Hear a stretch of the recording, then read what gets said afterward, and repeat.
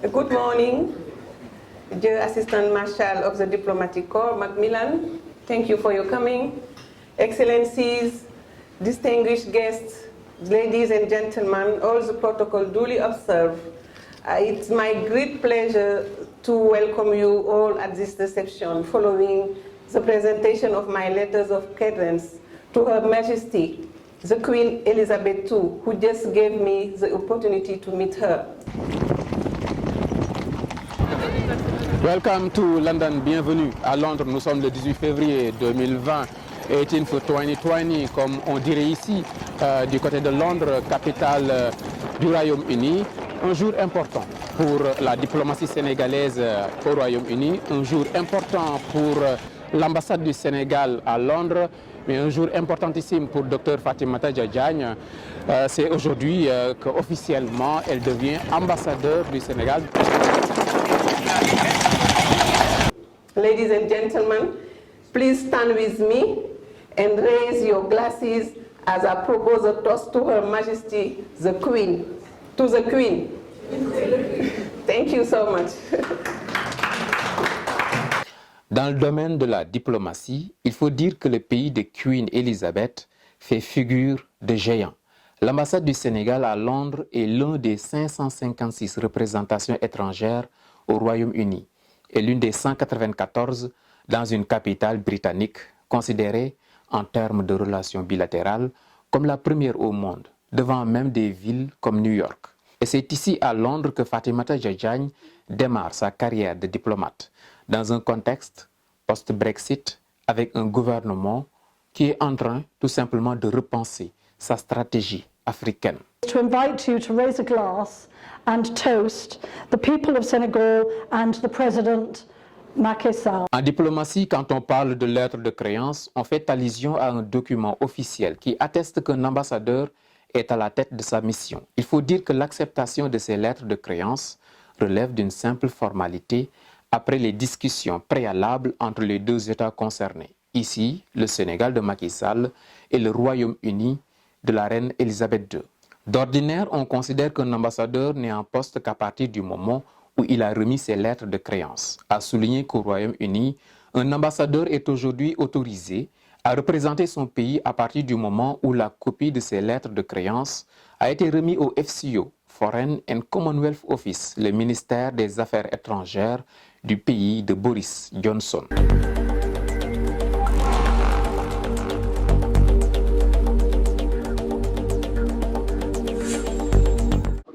Cela fait quoi de s'entretenir en privé avec la reine? C'était un moment vraiment extraordinaire parce que la reine, nous la voyons à travers les médias comme étant l'une des plus grandes personnalités du monde. Donc s'entretenir avec elle dans un moment aussi historique, un moment aussi solennel, en lui présentant nos lettres de créance et lui exprimant vraiment le message que le président de la République, son Excellence Macky Sall, nous a demandé de lui exprimer. C'était un grand moment. Un grand moment, et c'est le lieu de se poser la question. Que représente l'axe Dakar-Londres sur le plan diplomatique? Je voulais en profiter pour remercier le président Macky Sall de m'avoir donné cette grande opportunité de servir à Londres en tant qu'ambassadeur. Ce n'est pas donné et je pense que c'est une bénédiction de Dieu et je le remercie très très sincèrement parce que Londres est un grand pays, c'est un pays qui fait partie des G7 et le Sénégal a une longue histoire de collaboration avec la Grande-Bretagne. Depuis 1962 que nous avons mis en place notre ambassade ici et les relations entre Londres et Dakar ne peuvent que s'en amplifier du point de vue de la collaboration économique, de notre collaboration en termes sur le plan social, sur le plan des ambitions que nous avons communes de part et d'autre, de vouloir partager la même vision de développement, de raffermir nos liens, qu'elles soient politiques ou économiques. Je pense que c'est très important de servir ici en tant que diplomate. Madame l'ambassadeur au Royaume-Uni est née au Sénégal en 1967. Elle est titulaire de 2 doctorats, Avant d'être la première Sénégalaise nommée ambassadeur à Londres en septembre 2019, Dr Fatimata Diagne a été en 2014 la première femme nommée au sein du groupe élargi de commissaires de la Communauté économique des États de l'Afrique de l'Ouest, la CEDEAO, où elle a marqué les esprits avec des réalisations majeures. Cette ancienne responsable sociale en genre au programme américain Millennium Challenge Corporation MCI Sénégal est une professionnelle reconnue des politiques publiques et experte en matière de genre, d'agriculture et de recherche. Dans sa brillante carrière, Madame l'ambassadeur a beaucoup consacré à la recherche et au développement rural, surtout à l'ISRA, l'Institut sénégalais de recherche agricole.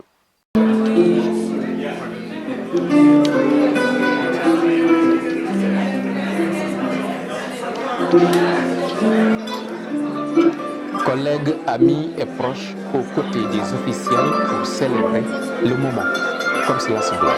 Fallou Diagne, waaw man de kontaan naa lool ci bis bi vraiment gis nañu soxna si daal li ko président Macky Sall dégg yàlla na ko mën a eggale ak ñi fi fekk ak ñi mu liggéeyandool ñëpp yàlla na seen yaakaar mën a egg. Mariam Dia, la petite sœur de Excellence Fatimata Dia, je viens de Bruxelles. Donc exceptionnellement, si nous sommes venus aujourd'hui, c'est pour la remise de la lettre de créance. Binta, je m'appelle Mamjara. En ce jour, franchement, c'était très exceptionnel pour moi parce qu'avec tout le parcours de ma mère qu'elle a fait et elle a atteint ici, moi je suis très fière d'elle. Je pense qu'elle doit être très fière d'elle. En tout cas, aujourd'hui, avec la calèche, les chevaux, tout ça, c'était vraiment très grandiose surtout. Et j'adore d'une chose, c'est de fêter tout ça. Oui, et nous sommes très contents de cette journée parce que nous avons commencé tout autant à Buckingham Palace, là où se trouve la reine. C'était très important, un jour important où ma mère remet ses lettres de créance à la reine. Donc c'est vraiment pas un petit événement et nous avons été bien accueillis, on nous a très bien traités, c'était vraiment impressionnant, les calèches, l'arrivée. C'est vraiment un autre monde, Londres, et vu que nous sommes là depuis maintenant 2 mois, et nous nous sommes très bien adaptés, les gens sont très aimables, accueillants, nous avons vraiment rien à dire. Un peu plus de sourire alors. Bien sûr que oui. Hasard du calendrier, succès diplomatique, comment qualifiez-vous ce passage du président de la République Macky Sall à Londres? Un grand succès, parce que nous espérions qu'il allait assister à ce grand événement, mais ce n'était pas donné. Parce que c'est pas... Là, nous savons que l'agenda du président était assez chargé. D'ailleurs, on l'a vu après à Davos, on l'a vu en Allemagne, en Éthiopie, à la réunion de l'Union africaine, en Mauritanie, successivement sur plusieurs pays. Donc, ce n'était pas évident. Donc, le fait qu'il soit là, c'était bien. En début de mission, pour moi, c'est un grand succès, c'est une fierté. Et je voudrais en profiter pour remercier toute la délégation sénégalaise et les différentes discussions, les conclusions du sommet aussi qui ont permis de positionner notre pays à travers les panels auxquels le président a participé et a donné vraiment sa claire vision de comment il voudrait dans l'avenir collaborer avec la Grande-Bretagne, surtout sur le plan des investissements. UK Africa Investment Summit, sommet pensé par l'ancienne première ministre Theresa May durant son mandat, est mis en musique par son successeur Boris Johnson et qui s'inscrit dans le programme politico-économique post-Brexit du pays. Des Britanniques qui cherchent à renforcer leurs liens commerciaux et d'investissement en Afrique pour Dakar et son vaste réseau diplomatique, voilà qui donne un nouvel élan au poste de Londres.